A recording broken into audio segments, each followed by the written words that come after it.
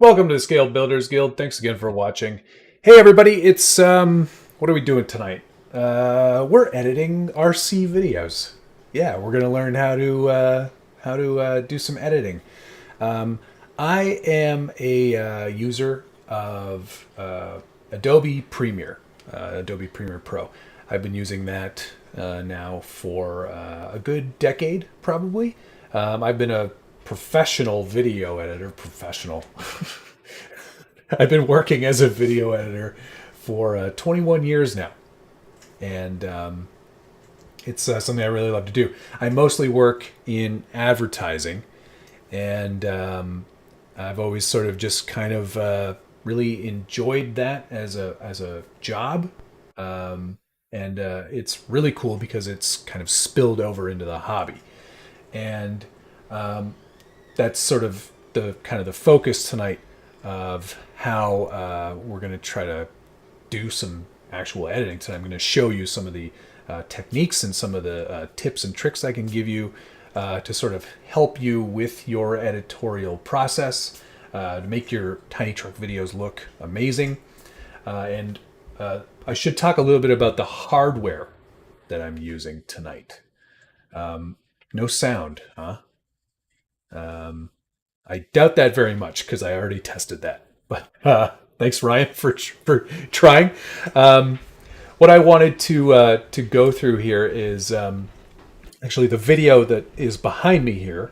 This is my editing PC, and this is primarily loaded with EVGA parts, and EVGA has been a huge partner of mine over the last couple years. And what I wanted to do was sort of take something that they offer and then build a PC. And so this PC that you're watching being built back here, it's using all kinds of EVGA parts, from the graphics card to the motherboard to the power supply, as much EVGA stuff as I could get into it. Keyboard and mouse, in fact. Even the streaming box that you are watching me on, that's all through EVGA. And it's a water-cooled PC. It's an i9 10850K Intel-based processor, 64 gigabytes of DDR400 RAM. It's a EVGA GeForce RTX 3080 Hydro Copper. It's a water-cooled PC. And the whole build is around sort of like themed around a F1 car, specifically the McLaren F1 racing team. And I did all kinds of little mods and little bits and pieces to sort of make this feel a bit more like a PC that was, used or built by somebody who worked at McLaren. So, EVGA has been amazing. All the water cooling stuff is from EKWB. Including the fans. The rads are also from that. The water block is from EKWB. And I did some custom cables through Titan Rig. And then I did all the custom tubing. Was bent. It's all PETG. Or is it? No, it's acrylic, which is a much better tubing to use. Hey, Wes, what's that in KVs? It's probably a very high KV setup.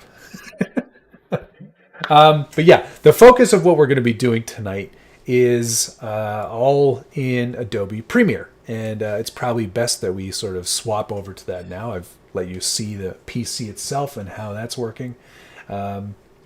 So yeah, let's get into some editing. I'm going to see there's the video card going in now. And it's just it was so much fun. I love it. Wait, SBG stickers sold out already? I guess I'll have to try to get some Harley design stickers. He probably has plenty. Yeah, he probably does. Okay. Let's pop over to Adobe Premiere. So this is something I'm very familiar with. This layout is something that I've sort of custom built to work best for me. Essentially, what you're going to see here is over on the left-hand side there, that's where all of your clips would live. You can create folders and put all of your your footage and stuff into those. I've got some cuts already built here, and then you've got your source monitor, which is this monitor right here. So this would show you your rough clips. And oh, good, Josh is watching. So all your basic source clips that you've shot on your camera, whatever, you import those. They appear over here on the left hand side, and then when you double click on a clip, it appears in the source monitor. And what you do is you find your ins and your outs, like you find all your clips here, and you'll be able to hear the audio as I'm scrubbing through, because that's how this works. So should actually, you know what? You can probably hear that in the background on the microphone. But what we'll do is I'm going to switch that over so you can hear the audio hardware just in my headphones.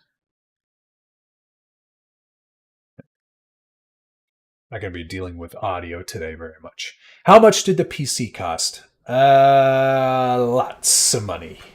Lots of money. When I built it, it was sort of like, let's build the best editing PC for home that I can afford. And I threw a lot of money at it, but it was worth it. EVGA helped out with a lot of the parts. Yeah, let's just say thousands of dollars. I've also got two monitors too. I've got two 4K monitors. One is in portrait and the other one's in landscape, just to give me lots of room. So like when I'm looking over here, I'm actually looking at the web. And then when I'm looking over here, I'm looking at my Premiere screen. Okay, so back to the basic interface of Premiere. All of your source clips are over here. When you find your part that you want to use, like this, let's just say that's the part you want to use. There's a couple of ways you can put it into a timeline. And I'm going to close these existing timelines so you get an idea of how that works. You can actually just click and drag and pull it down to your timeline sequence. And then it creates a whole new sequence based on the clip settings that you have from your original footage. And then it shows up in the program monitor, which is this one over here. And you can vary the size of these. So like if you want them to be equal, they can be the same size right there. Another example of how to get footage from the source to a timeline, you can actually drag it over here, over to your source monitor. And then there's a couple of options that pop up here, sort of like a heads-up display. You can overlay that so it would go on top of an existing clip. You can insert it so it goes before the existing clip or wherever your playhead is at. You can overwrite it, which would overwrite the existing clip. You can insert after, you can insert before, and you can actually replace. This is all sort of the mechanics of this editing program, and I'm not going to delve too much into the mechanics of this program because everyone's not going to be able to use Premiere. There's a lot of existing free software, but the basic layout of this is sort of the best kind of example of a nonlinear editing system that I can show you. Okay, hey, Brian Sherwood, thank you very much. Hopelessly lost. Yeah, it can be a little daunting. But I promise you, what we're going to talk about is more about the actual art of editing, less about the mechanics. Because one thing that I tell every assistant that comes in that starts working at where I work is I say, this interface, all of these things that we're using, these are just tools. And at the end of the day, it's like a hammer. Once you learn how to use a hammer, it doesn't matter what color the hammer is or how big the hammer is. You know how to use a hammer. So this is just a tool. It's the art that takes forever to learn. So, I mean, you can go home and, you can get a demo or like a free trial on Adobe Creative Cloud. You can play around with Premiere. You can play around with Premiere Rush, which is the phone version, and get a really good idea of how the mechanics of this works. But the art of actual editing and filmmaking, that takes a long time. So yeah, you should be doing this with a Walmart laptop because that's what most of us will be using, Toad Daddy. Yeah, that's a very good point. Josh has a very tiny hammer. That's another thing. If you have a phone, if you have an iPhone or a Galaxy or whatever your thing is, there's going to be editing software on that. I don't know where my phone is right now. it's not in front of me, but it's pretty much the same thing, just on a smaller form factor. So you can shoot on your camera, and then you can edit on your camera, or you can shoot on your phone, edit on your phone, upload to YouTube on the phone. A lot of people do that. There is iMovie, there is Sony Vegas, there is Windows Movie Maker. There are all kinds of different options for tools. But let's talk a little bit about the art. And I'm going to go through mostly Axial SCX6 footage, because that's what I have a lot of on the system right now. So I've got a couple of existing clips already built here somewhere. Where did they go? SCX6.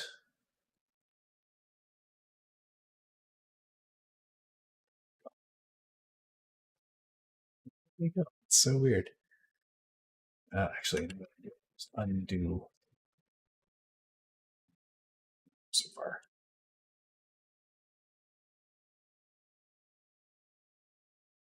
It's in footage. It's so weird. They were right here. Oh, there it is. Okay. So here's the final running video. You've already seen this probably if you've watched the channel at all. And I'm going to turn off audio scrubbing because it's super annoying for everybody to hear it clipping away like that. So I can just scroll through this. You can see that these are all the clips that I've assembled in order with the music track. This is the music track in green here. I can make this bigger for a moment so you can see all of this.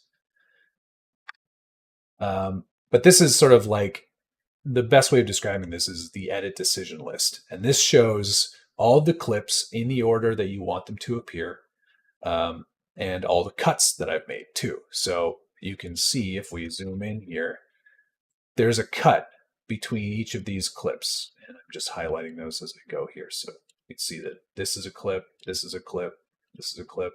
This is your music track. You can tell because there's a waveform that shows all of the little bits of audio. And then this above all of that in pink, this is an adjustment layer. And it can be used for a lot of different things, resizing clips, pulling a color correction in. There's a whole bunch of different things. So let's get out of that. And what I generally do, and this is the first sort of tip that I can give you. I don't just start looking at clips and putting them into a sequence to try to build my running video. I go in and I make a select sequence of everything that I like. And it's usually in the order in which I shot everything.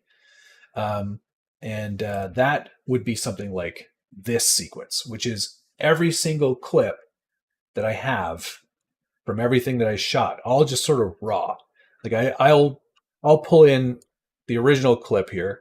Like, just as an example, this is just one of the original clips that I shot.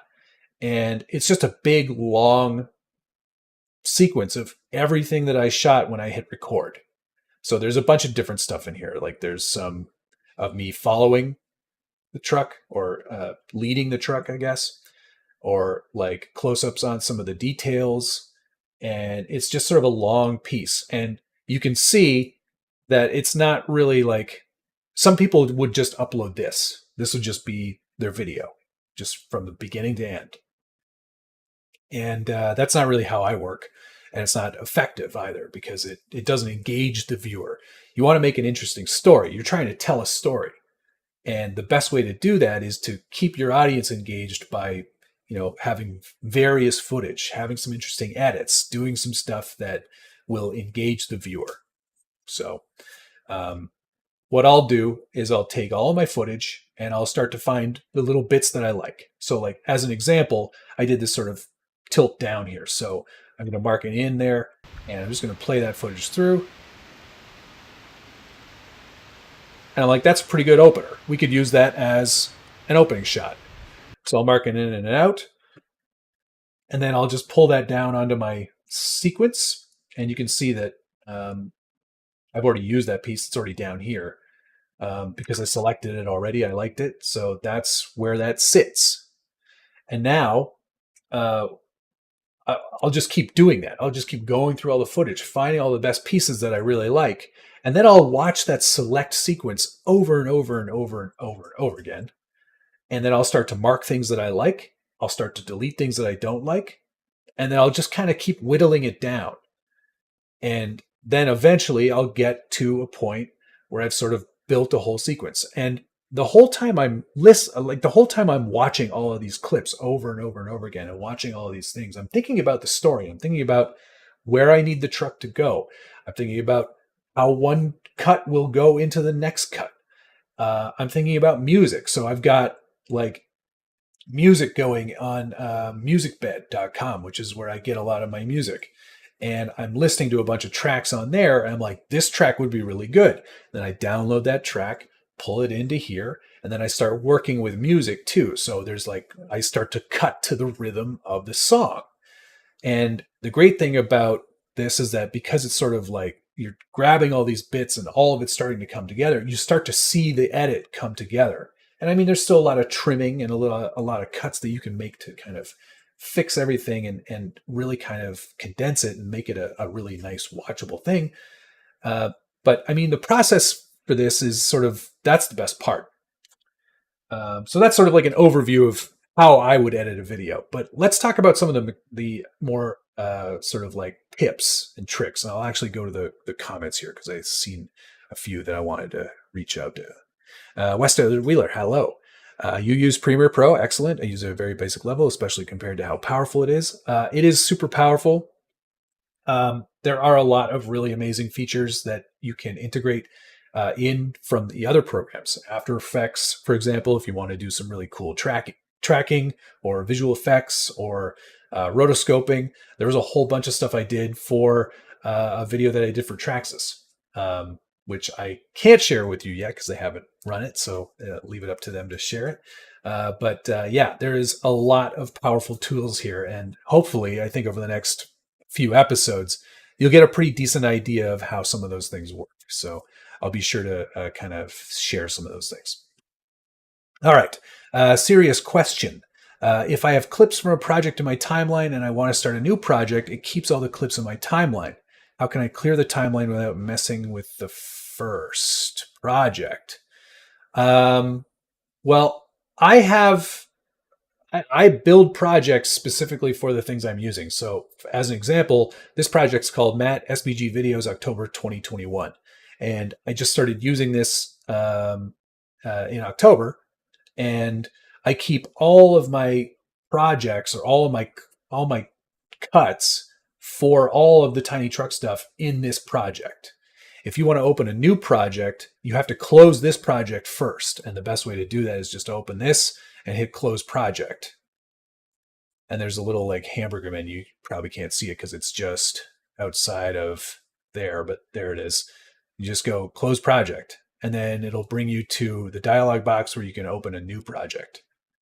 So it'll close everything. If you aren't closing this project, you're still working in this project. It's about the best way I can put it.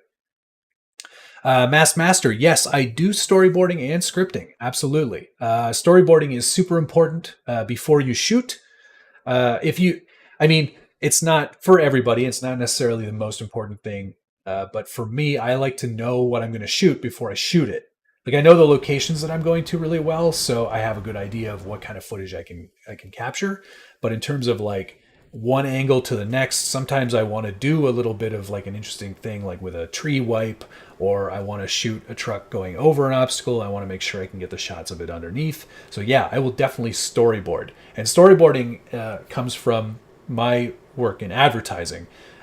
Every single spot that I work on has been sort of storyboarded, and there's all kinds of pre-production work that's been done so everybody knows what to expect, and that's just to sort of ease the client's mind. But yes, I do that all the time. Crawler Baller, thanks very much. Did you shoot this video and drive at the same time? Yes, all of my running videos are shot that way. I do all of the filming and driving at the same time, which can be challenging for sure. One of the things I have to really watch out for is my shadow. So I'm always kind of paying attention to where the sun is, and I'm just going to see if I can find a good example of my shadow. Yeah, there it is. So You can see me as I come up here. I'm just going to run this. Here I am right here. Right in the shot. So that's not a shot I'm going to be using because I don't want to see me. I don't want to kind of get out of the realm of this fake reality that I've created. So yeah, and Dana actually mentioned that too. I find keeping my shadow out of the frame hard at times. A really great way to do that is get a longer lens. Yeah. Good lighting usually means the light source is behind you, yes. No cropping yet, Video, but yes, for sure. Is using a cell phone camera a bad idea? No, not at all. The best camera is the one you have with you. That's another thing I was told a long time ago. So whatever camera you've got, use that camera for sure. Are you Canadian or Italian? That's not nice. I'm Canadian. West Desert Wheeler is a great channel. I definitely recommend that one. Rusty, go ahead and watch the rerun. I'm sure it's totally worth it. You'll get a lot out of this, I hope. Yeah. Cosmo Cat, glad I could help inspire you. It's cool to see how to edit a video. Right on. Thanks, Blind Guy. We prefer not to see you too. Yes, I know. GoPro Heroes are awesome cameras too. Now, if only video editing could make my driving better. Yeah, no kidding, right? Hey, Westmaid, how's it going? You may need to watch this back from the beginning for sure. Yeah, okay. So one of the things I did want to mention, and it's something that I see a lot in other people's videos, is I don't want to say it's a lack of proper editing, but it's a lack of proper editing. One thing that I see a lot of is the camera will be set up. They will have obviously hit record, and then the truck starts moving. And then the truck stops, and then the camera turns off, and then it cuts to the next clip.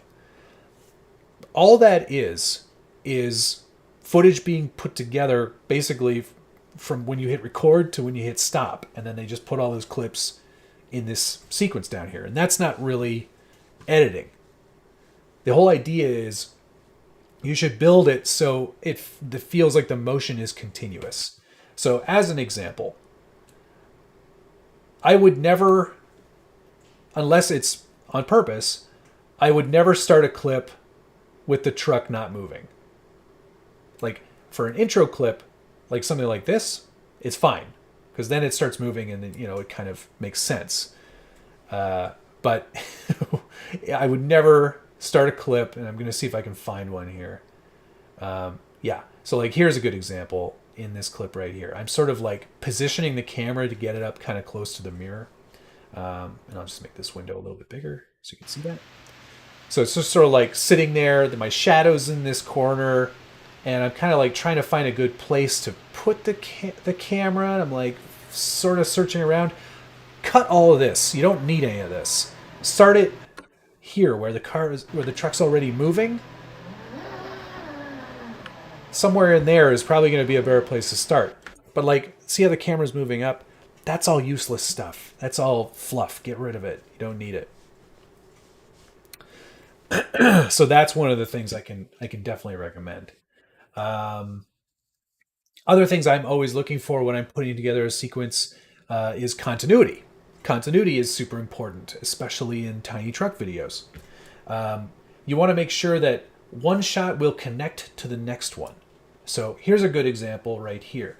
The truck, I'm filming it from behind, and we're going up to this rock face, and you can sort of see, here, I'll make this window a little bit bigger so you can see this. You can see right here, there's a sort of this rock face to the left. And let's say, as an example, I'm just going to move this clip out of the way for a second. Let's say, for example, we were suddenly in an entirely different location. So like this shot, for example. Would this shot play with this shot? Not really. And it doesn't really, because the terrain doesn't match, the truck position doesn't match, but I'll show you here. So here's a truck rolling up to that obstacle. and then the next shot, it's doing something entirely different. For me, stuff like that really kind of gets on my nerves because like I was there, I know what happened. So for it to not connect visually, there's no flow. It doesn't make any sense. So what you want to do is hopefully when you were shooting that shot, you were getting multiple angles of that same location. So here's another example here. The beginning of this shot would probably sync up pretty nicely, and we're going to test that theory right now. And of course, you can always adjust these edits and make them feel a little bit cleaner. But I like to do this sort of thing over and over again. And I just scrub back and forth with my cursor so I can see the timeline move and I can see where these clips are matching up. And you can see that now it makes more sense because the first frame of this next clip, that front driver's side tire is just lifting up onto that obstacle.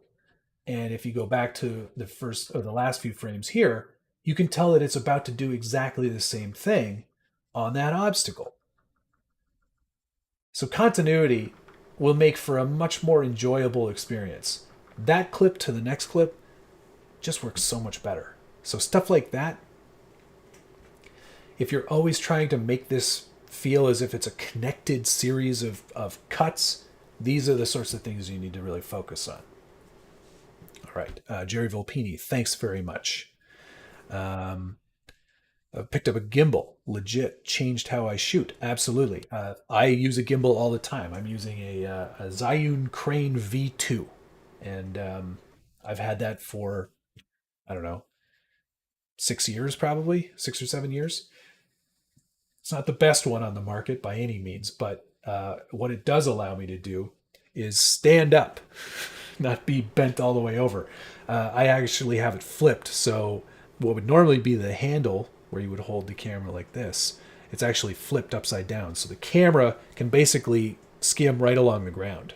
And I have it on a Manfrotto monopod, so I can basically walk around with it standing up and see the viewfinder because it's a flip out viewfinder. And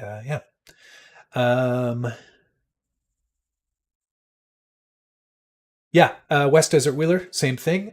Tip I have for anyone is to let the camera record. Starting and stopping every 7 seconds is totally unnecessary. Absolutely true. Record a 5-minute clip, much easier to handle. That's generally what I do. I record for as long as I can, as long as there's something happening. Like this clip here is... How long is this? It's very long.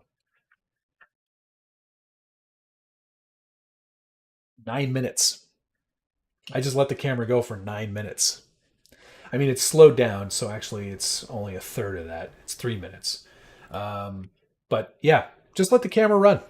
You will find all kinds of great things by just filming. Because if you weren't filming, you'll feel really stupid when you forgot. Okay, couple of questions here.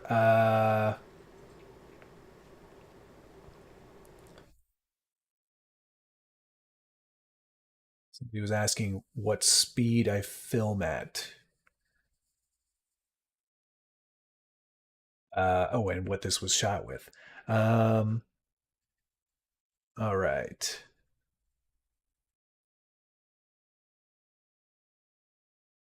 Paul's, I'll definitely teach you about tracking and effects to go along with that for sure in an upcoming episode probably. Ben, hi. This was shot with the Sony A6500, which is a tiny little camera. I don't have it. Actually, it's the one I'm using right now. So it's HD most of the time. This was all shot in HD, 1920 by 1080 at 60 frames per second. And then that's one other thing we can talk about too. So when the clips come in, and I'm going to show you what it looks like beforehand. Modify, interpret, 60. So this is what the clips... Hey, that's my face. That's the wrong one. Let's do this one. So here's what it looks like slowed down. Find a good piece here. There we go. And you can tell it's slowed down because it's slow.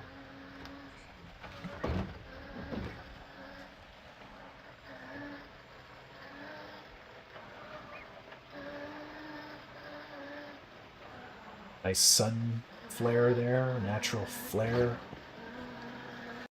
Okay, so that's slowed down. And let's make that its original speed so you can see what it looks like. It's the frame rate from file.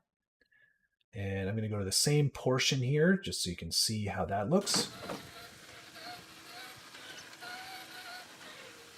Totally different.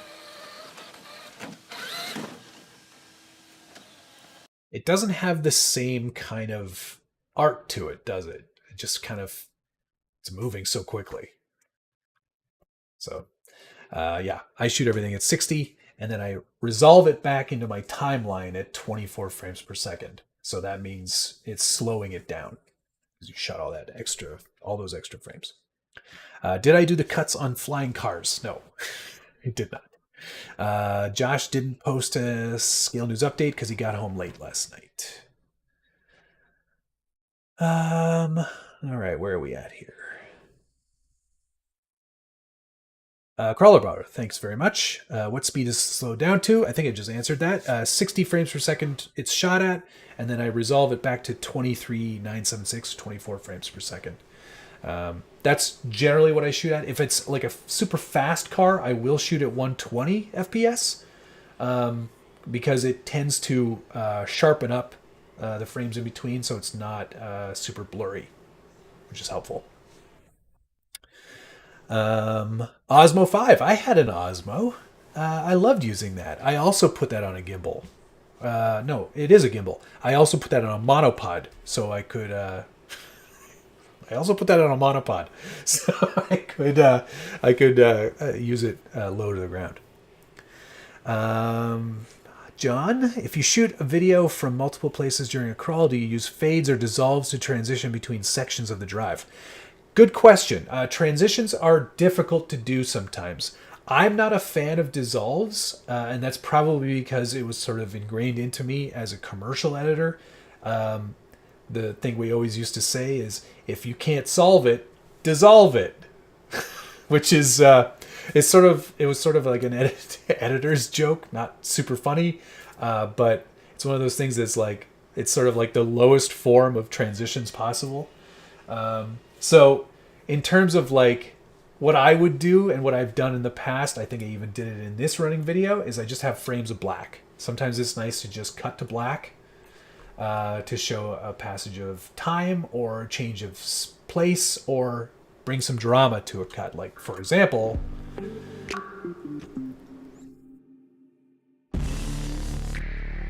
right.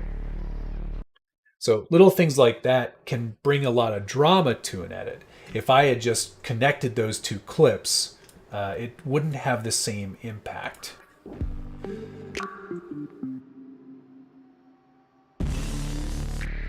Right? You know what's going to happen. It's coming at you. It's probably going to do something kind of aggressive.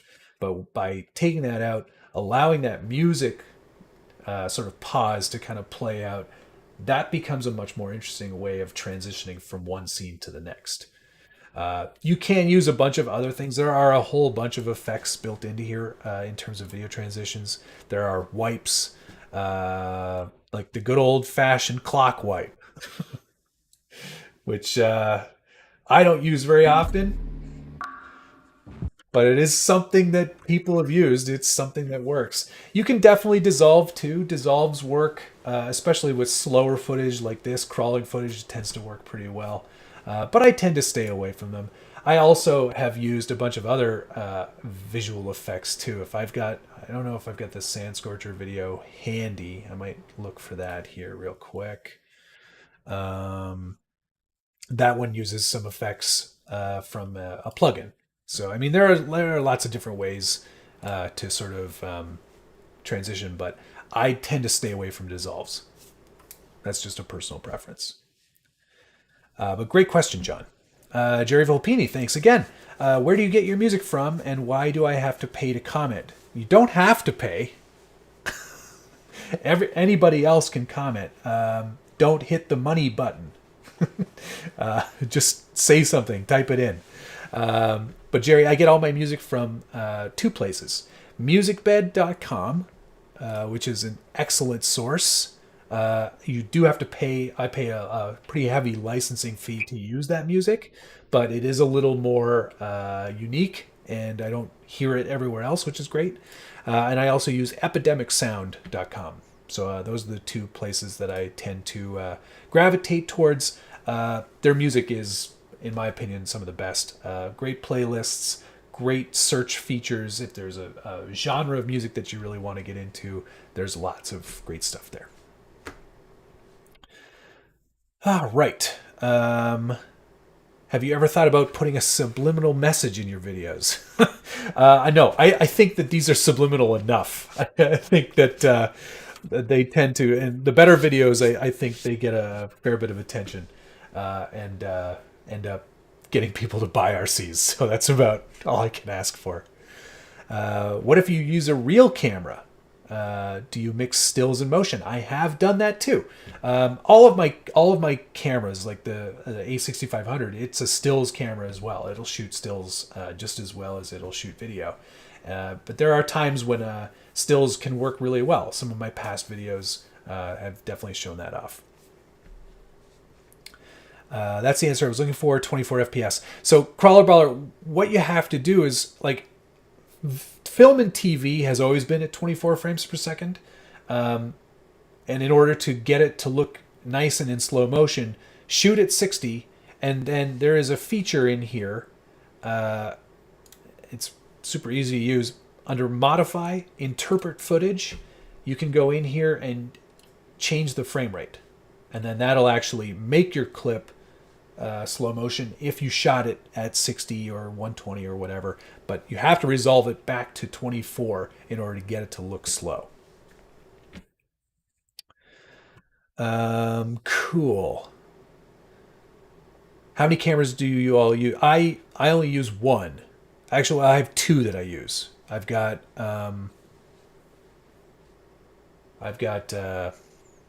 why is my brain not working all of a sudden?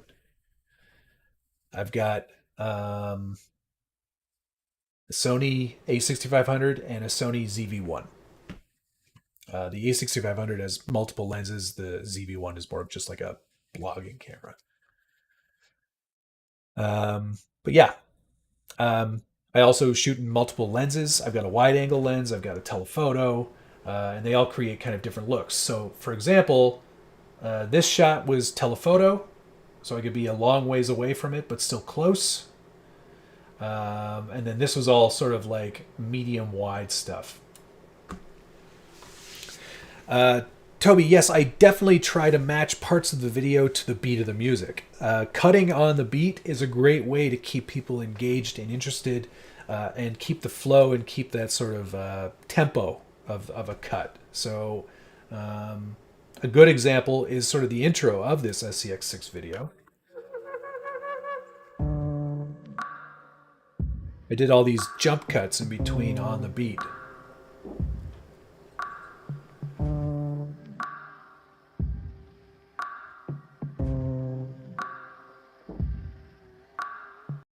That was just one clip that I went in and I made all the adjustments. So I actually like just removed frames in between all of these scenes. So like as an example, I can just show you what it looked like before, and then we'll go back in and redo all these edits. So like it just kind of played out like this, which was cool too. It's a nice shot. It makes the truck look pretty real. But what I would do is I would find that beat, and the great thing about seeing the waveform of the music is that you know where those beats are. You can just see it. Like that's where one is right there. So we're gonna put an edit point in there, and then we're gonna take a bunch of those frames out. And there's a bunch of different ways you can do it, but I'm just gonna remove them that way. And then just put it back together. And we'll do it again. Bunch of frames again. There's going to be another edit point there, but we'll do this a different way.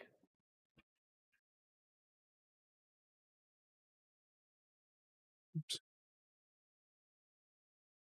Then there's the whole sequence again.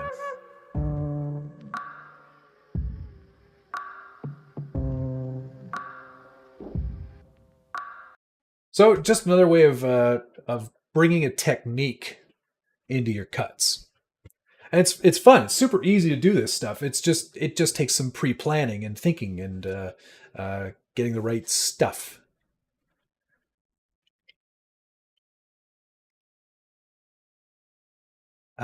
Bryson, no, this is not free. This is Adobe Premiere Pro.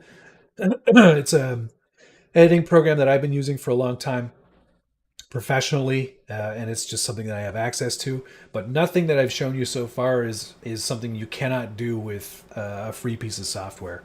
It just you have to find the right tool that works for you. Johan, no, you should not stay away from GoPros. GoPros are great. If you've got an iPhone, that's great too. You don't need a fancy camera like the one I have. It certainly works for me, but you don't need like a lot of the social stuff that I shoot. I shoot it on the iPhone. If I had a current GoPro, I would use that too. The newest GoPros have amazing stabilization built in and will make these tiny truck videos that much easier to film. I really should get one again because they are pretty great. Okay, let me see if there's anything else here. So Matt, what if you just shot a video and just uploaded it to YouTube without editing? Well, I wouldn't do that. And I mentioned that a little bit earlier on. You might have missed it. That stuff to me just kind of looks like an unpolished video, and it's sort of like like people who put the GoPros on their heads. It's a look for sure, but it doesn't really, for me, bring any art to it. And I'm in the business of making art. Like I want my stuff to look unique and look good and kind of stand out on YouTube. So I put a lot of effort into making these look as good as possible. Another thing that we can talk about a little bit is the look. I always apply a color correction or grade to my footage before I send it to YouTube, and we'll talk about a little bit about that in a second. I'd say the most current GoPro is the one that I would recommend. I guess it's the 10. 9 might be good too. Scale Crawler Fab Shop, Ben, thank you very much. Good stuff, Matt. Thanks for sharing. I'm more than happy to, and this is just probably going to be the first in a long series of these videos because there is so much technique that you can do and bring to a cut. That's really kind of fun. I always like to also show my outtakes at the end if I find a couple of good clips that I really like.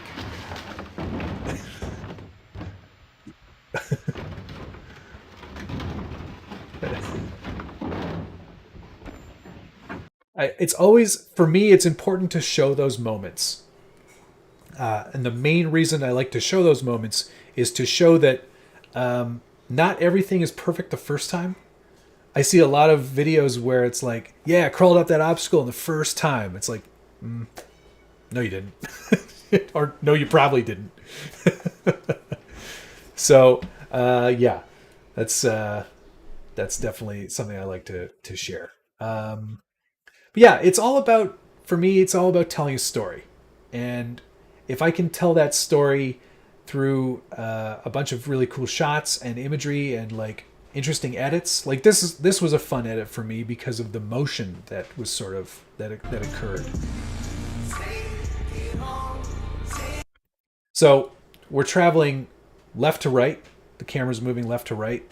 Truck's going out of frame. And then just as it's going out of frame, you get into this next shot and there's more movement in sort of like it goes left to right and then up to down. So you can play with movement as a motivator for an edit. But continuity is always one of those things that I'm like super on about. I always make sure to, like, if it's a cool obstacle like this one that you see here where it's climbing up something, and the only thing that's ever made this up before was the Capra, so I'm pretty impressed. I always make sure to get it from a couple of angles. So this shot, as it's shown here in its sort of its raw format, it makes its way up the obstacle eventually, and off it goes. But I wasn't done there. I went and I shot the whole thing again from a different angle. So here it is coming up that cliff.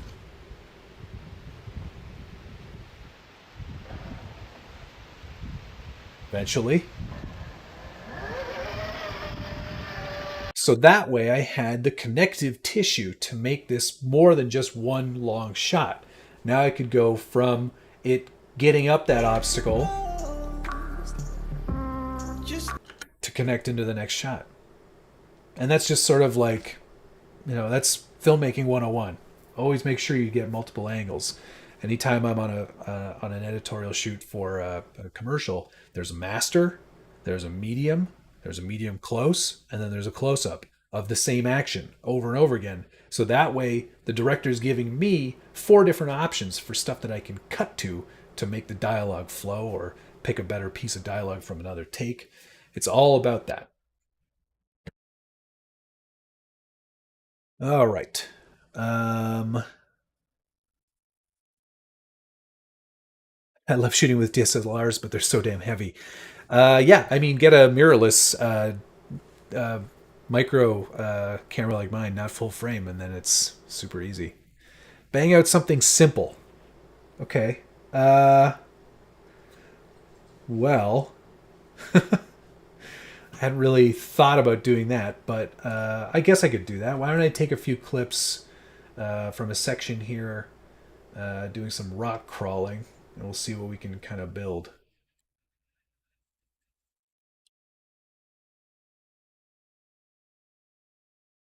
Let's see, I'll find some stuff here that I didn't use before.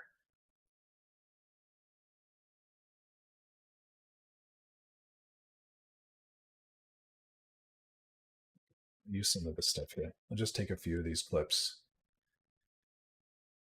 This one. Let's take all this.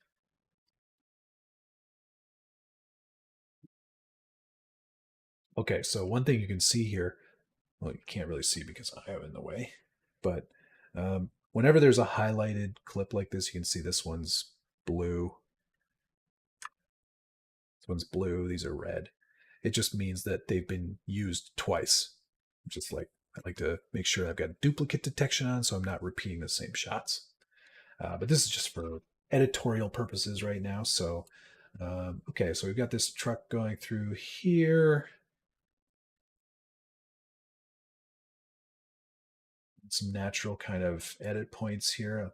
I like to move my footage around too. I'm not very destructive in my editing. Sometimes people will just delete a clip and then it's gone. You can always get it back, of course, but I like to keep stuff around, especially for these types of videos. So let's see here. It's going to be traveling out of frame towards the right there. So that's probably not going to be a perfect match. That's not going to be a match, but that certainly would be. So let's use that clip there. And I think we'll grab it just before it goes over that root.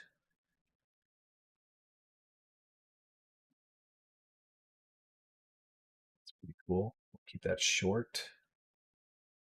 And then maybe we'll go in here and see, like, as an example is something else you can do just to make an edit work even better is, like, let's just get in on a really super, like, close-up, right? Like of this tire here, for example. In fact, might even be fun to just use this really quickly, but we'll see how it works.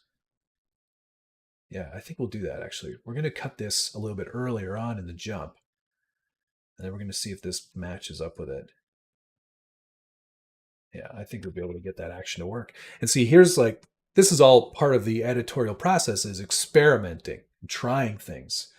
It's not always going to be easy to visualize it in your head without seeing it and trying it. So my job, when I'm sitting here working on real stuff, I'll spend all day trying things, just experimenting, trying this take, trying that take, seeing how it connects to this cut, if it's going to match with the next bit of footage.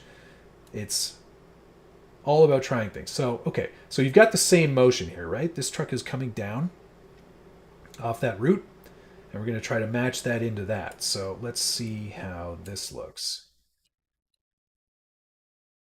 So now we've got it, right? So now you've got this really cool motion where the truck is kind of doing the same thing. It seems to match up pretty nicely. One other thing we can do that's kind of cool is we'll just cut that piece there. Let's blow this shot up a little bit so it's even more dramatic. And you can do this with any footage. There are limits because it's digital, so you can't blow it up like 300%, but you can go like 45% without losing too much in terms of its resolution.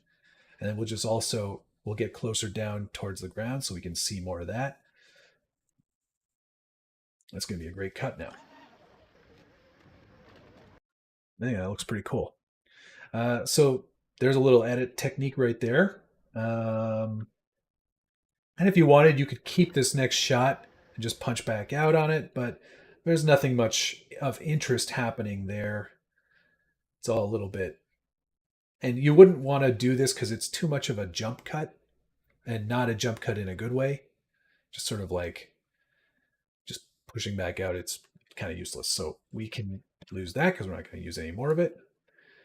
And let's see about this next piece here. This is a little more handheld. So I don't think that's going to match up because the speed is another thing too. The wheel speed it's moving at a pretty good clip there. So to go from something where it's going quick to going slow, editorially, that's not really going to work very well. So we'll try to find a piece where it's moving at a bit more pace. And but I like this piece right here. That's pretty cool. So I'm going to discard this stuff that I don't want. We'll just delete that. And we'll hang on to this clip and we'll use it later. Could we connect that with this? Might work. So let's take that shot and see if that will connect. And I mean, terrain seems to match pretty well, so it's not quite perfect, but I think if we found a little bit better piece, that might work better. Yeah, I think that'll work pretty well. It's all about trying things, experimenting, and kind of like what that's doing. So let's see if we've got something of it going up that same grade. That would be kind of cool if we had something like that. So yeah, that will work right there. See, this is the great thing. Like, as a rule, I try to overshoot when I shoot this stuff. I'll spend an hour or two filming, and I've probably got at least an hour 45 minutes worth of clips here from this one shoot just for the SCX6, with the intention of having a lot to play with, because you never know, right? Like, not everything is linear. You don't shoot in the same location over and over and over again. You get little bits and pieces from all over the place.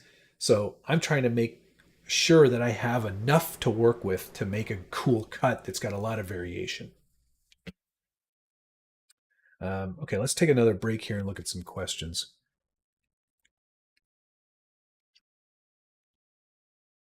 Getting iPhone video onto your PC.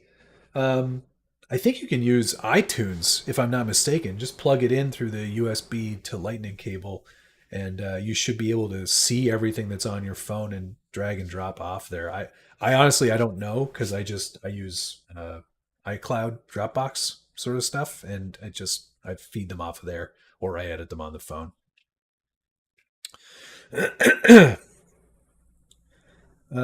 Great tips. How do you manage your memory/storage? Good question. I have a lot of memory cards.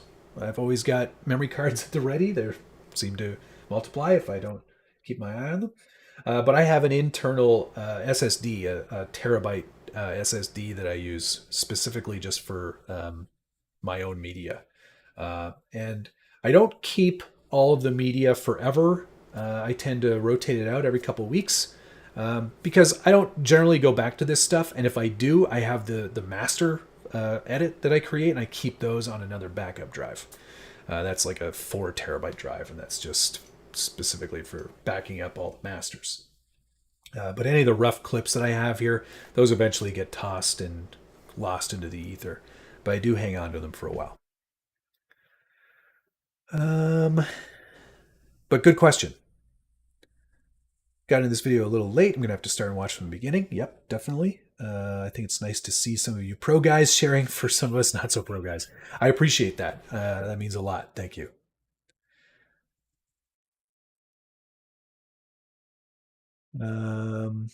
Multiple angles is good. Yeah. How do you keep the film? Do you keep the film rolling between, or do I cut? Like I said earlier, I generally just record for like 3 or 4 minutes at a time. Like, where's all the running footage? This clip is pretty long, so you'll see. I'm like, okay, here's the first angle that I'm getting, and like I said before, this is where the clip starts, where just the truck stationary, just kind of sitting there, and I'm kind of organizing where I want to be, what I want to do, and then I do my camera move. The truck's already moving. That's where I would start the clip. But yeah, like I'll just shoot continuously. Get an interesting shot or two out of this. Such a great truck. It's so much fun to drive. But then I'll move the camera a little bit, try to get another little bit of detail, like on that tire. And then obviously this is not a good position anymore. So what I'm going to do is I'll probably turn the camera around and get the reverse angle of the same shot so I can use that as connective tissue. Find a good angle to start with and then start rolling again. And I'll do that for minutes. I'll do a whole bunch of different angles all in one clip. Again, move the camera again, get another shot. Move the camera again, get another shot. Move the camera again, get some nice close-up detail stuff. And then I'll move the camera a whole bunch and find a whole new angle to shoot from. Like this is a pretty cool one. I like these tracking shots where they move across a vehicle like that. Those are fun. And then I'll move the camera again to get some following material. And yeah, it's just sort of like, if the location's working and things are going well, just keep shooting. Don't stop the camera. Shoot for as long as you can. How about subject coming at you and then leaving? Yeah, that was just one of the things we just showed just there. So let's put something together real quick for that. So there it's coming at us. And now flip the camera around. And we'll connect that with that. And I mean, audio isn't always going to match up. That's just kind of the nature of it. So I try to, I can do some trickery. I just throw a crossfade in there on the audio, so it doesn't sound so obvious.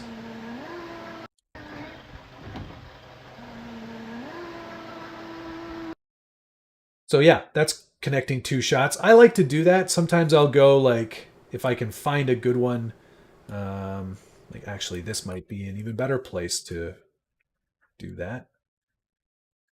Because now you're getting like sort of like as it's coming at you from the hood perspective, and then it's the tailgate. So another good way to do it. Yeah, so that's another technique you can use for sure.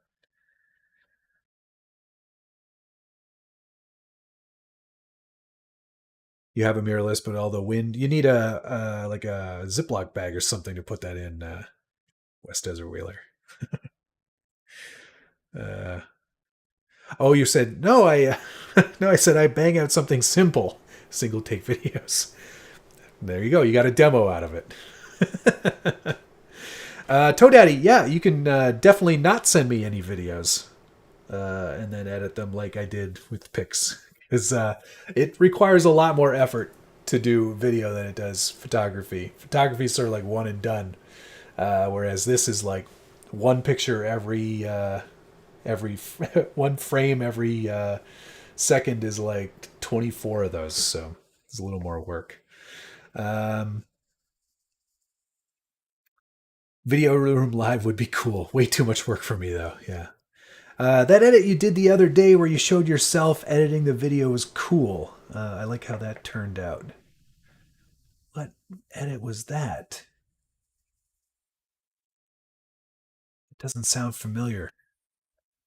That edit you did the other day where you showed yourself editing the video was cool. What? That doesn't ring a bell. You'll have to remind me. Aussie RC Queen, my current camera isn't capable of slow motion at 4K, so I shoot everything at 1080 and keep it at 1080. When I'm doing my bench videos, all my on-camera stuff is 4K, and all my other stuff isn't 4K, but it should be 4K.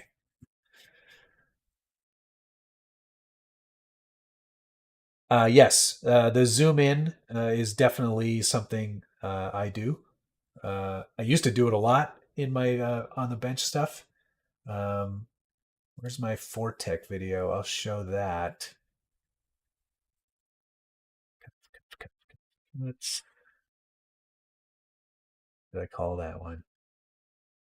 Supra. Search for it. Vortex Supra. So, as an example, if I wanted to emphasize something, saying here, buddies together and just make a course. Like that's just a jump cut. I do jump cuts all the time. But yeah, if you wanted to emphasize something, just blow it up 115. Lot, get a bunch of buddies together and just make a course and just have some timed runs. Yeah, so you can definitely do stuff like that. I used to do that all the time in these videos. I'm sure you can remember those. All right. Impressive specs on your editing tool too. Some computer/laptops doesn't preview fast like that. Yes, it's definitely impressive specs.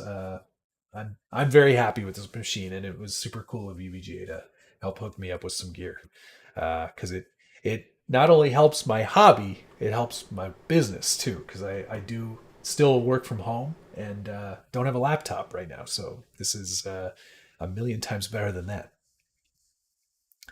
I don't know about art, but I like to dress up my videos, less crappy. Some basic editing, add music, maybe a few effects. What free program is good to get started? Um, I mean, you can use Adobe Rush. I think that's free to use. You can also look into what else is out there. Resolve. DaVinci Resolve, I believe, is free. And that is a super powerful program. A lot of guys that I know in the pro level side of things have actually switched over to that entirely. So that's definitely something to consider as well.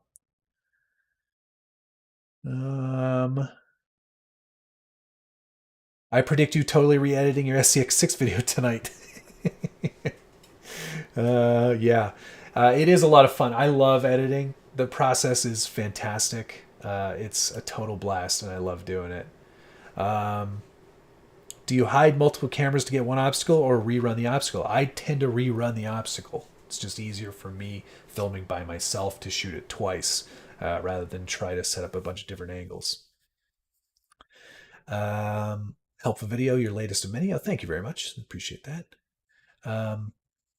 Do you ever find it difficult to drive and try to set the camera angles up at the same time? I did until I got really handy with the gimbal.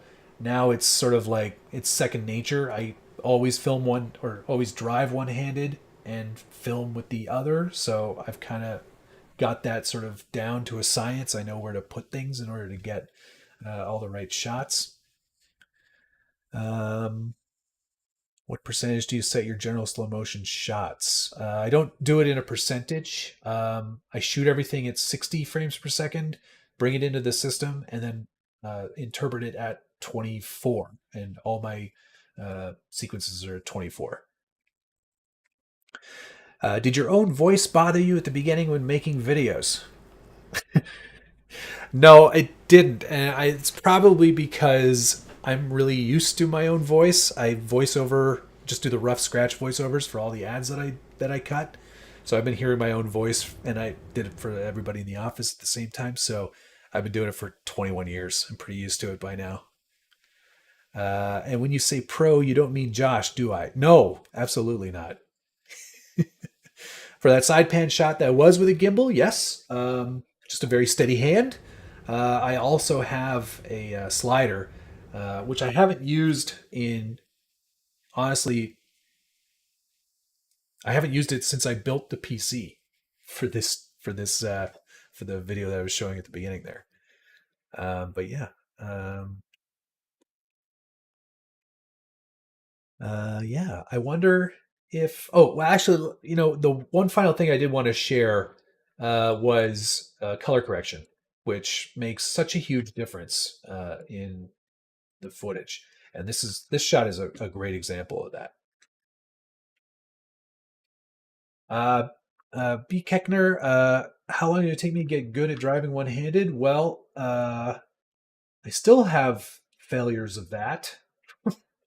But I would say, I don't know, ever since I got my 3PMX, Futaba 3PMX, which is about 10 years old now, I've been driving one-handed. So, yeah, it's taken me about that long, I guess. All right, so the one thing I wanted to show before we log off for tonight, because this is a lot, and you should go back and probably watch this again, and then we'll continue to sort of expand on some of these ideas, and we'll get into more visual effects and all kinds of little tips and tricks, is color correction. Color correction is so powerful, and the reason that I use it is I want everything to have a look. I don't want it to look necessarily completely like I just shot it on video and, just use the automatic settings on my camera. I shoot everything in S-Log, which is a system or a scheme where you are getting a flatter image out of the camera. And that flatter image leaves room for you to sort of do your color correction. It doesn't blow out the whites. It doesn't crush the blacks. So it's sort of like just like a basic flat correction. And it's not super saturated or undersaturated. It's just sort of like flat. It's like everything's at 50% is a good way to look at it. And this is what that footage looks like raw out of the camera. Obviously, that's not what it looked like when I shot it. It was much more vibrant and brighter and more colorful. But this is sort of to give me the flexibility to build a color correction.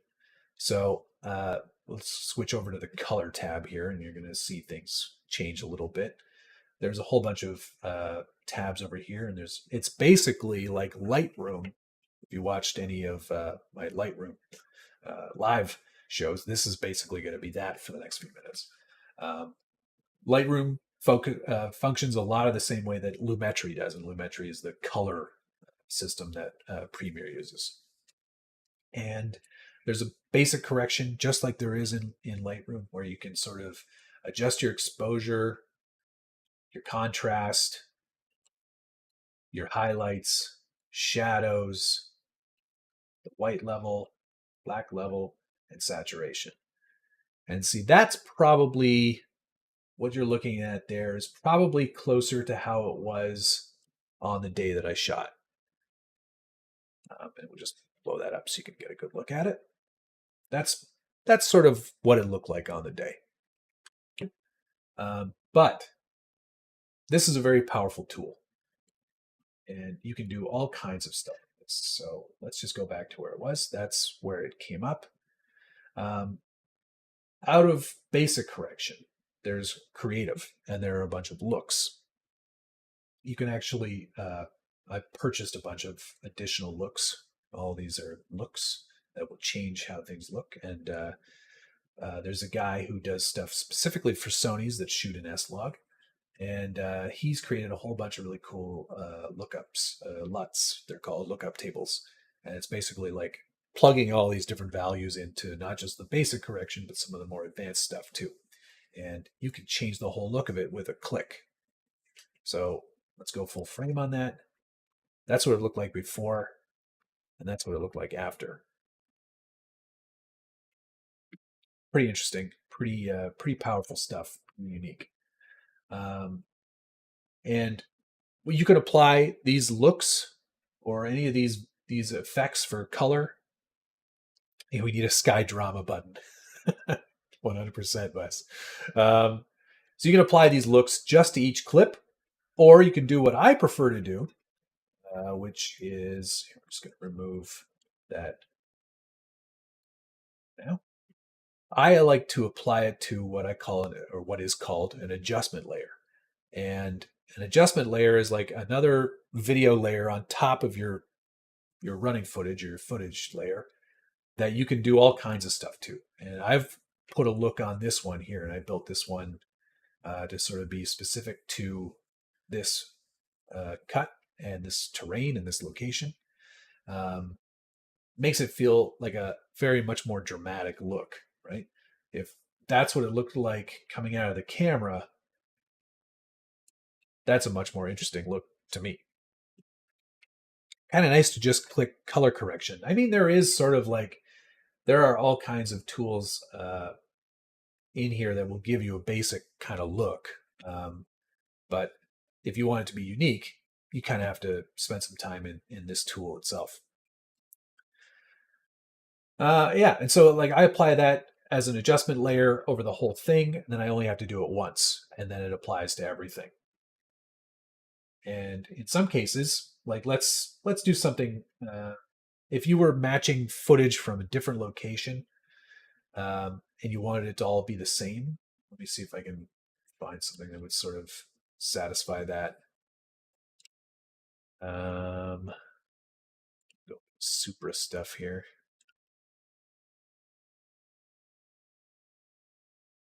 Like this is obviously in a different place than the Jeep. So those two things would never really, they're not going to look the same at all. And this isn't, I'm just doing this as sort of like a demo. This isn't something I would normally do.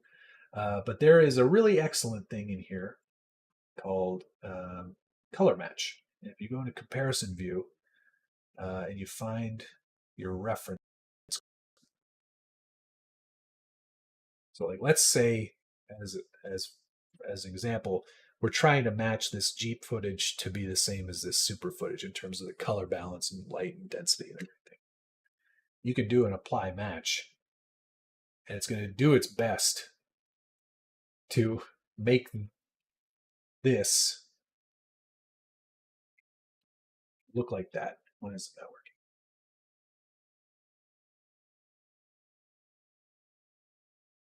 So we'll do the other way around. Yeah.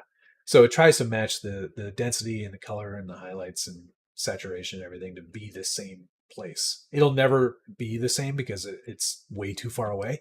But you could do that. We could even go further with this one and really make it vibrant.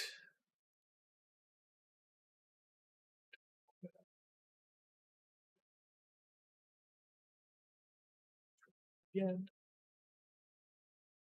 try to match it. See, now you see that they're both sort of sepia toned and kind of have the same kind of look. So another powerful tool, but color correction changes things dramatically.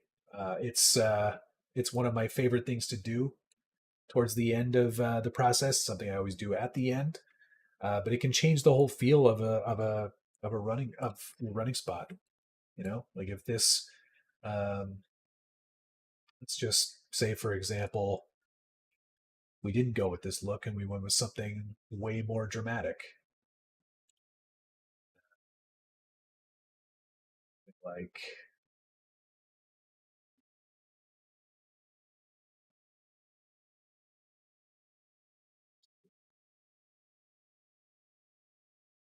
Changes the whole idea of the spot just by going into a different color correction, right?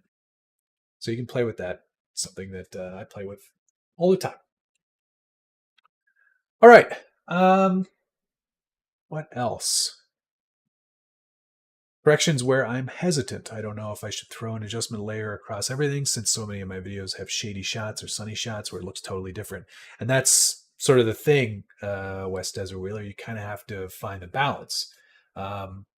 If you shoot in sort of a flat mode like I do, then applying an adjustment layer and doing it to everything will probably work better. But you might still need to go in and actually just make an edit, because you could do that. You can make an edit in the adjustment layer, like just add an edit point, and we'll do this on this next clip. And then you can go in and adjust just this adjustment layer. Everything else around it will stay the same, but you can change your exposure if you wanted it to be brighter just for that one scene. So another way you can do it. For sure. But yeah, I think that's probably a good place to sort of end for tonight. Just a good sort of intro. I gave you some tips on editorial work, filmic work in terms of getting good footage. So what you're saying is you don't have to be good at driving if you're good at editing. Well, I'm not saying that necessarily, but it isn't not true. I mean, you can run that same obstacle 6, 7, 8, 9, 10 times, whatever it takes to get it right, and then just use that piece of footage and fool everybody into thinking you're an amazing driver.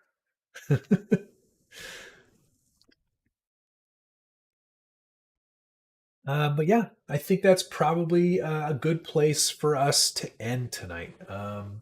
Thanks everybody for watching. That was super, super fun. I really enjoyed it. Um, yeah.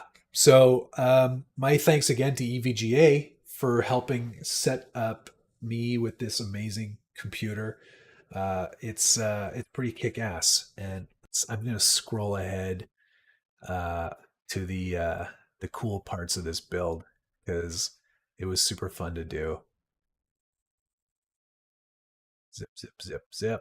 So that's the water block, and motherboard's going in, radiators and fans, video card, and then I masked off one of the radiators to have Lando Norris's number 4 from the McLaren F1 racing team in there. And then I plumbed all these tubes, filled it up with this crazy liquid. It's like a biocide coolant that goes throughout all of the parts, which is so rad. This was a fun video to make too.